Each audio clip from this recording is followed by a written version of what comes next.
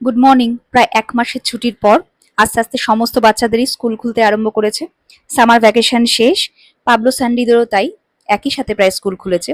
একটা জিনিস লক্ষ্য করলাম, এই ভোরবেলায় ওঠা, ওদের জন্য টিফিন তৈরি করা, এই ব্যাপারটা শুরু হয়ে গেলেই সারা দিনটা বেশ একটা সিস্টেমেটিক ভাবে যায়। প্রথম দিন কি টিফিন দেবো ভাবতেই দুজনেই ভোট দিল, দুজনেই ইডলি খাবে। ইডলি, ধোসা এদের দুজনেরই ভীষণ প্রিয়। আর এই ইনস্ট্যান্ট ব্যাটারগুলো পাওয়া যাওয়ার পর থেকে এই ধোসা ইডলি করা ভীষণ সহজ হয়ে গেছে।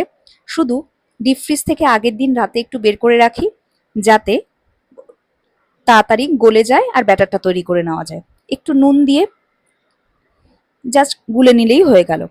আমি সাধারণত সাম্বার বা চাটনি আগের দিন রাত্রিবেলায় তৈরি করে রেখে দিই, তাতে অনেকটা সময়ও বাঁচে।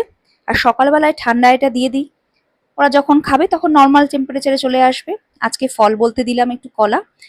কথা বলতে বলতেই ইডলি আমার হয়ে গেছে, গ্যাসটা বন্ধ করে দিলাম। একটু ঠান্ডা হওয়ার পরেই ইডলিটাকে ওঠাতে হয়, না হলে কিন্তু এগুলো ভেঙে যায়। একটা মালকিস দিলাম পাবলোর পছন্দের। ব্যাস, আজকের মতো টিফিন একদম রেডি। এবার ওকে ওঠানো।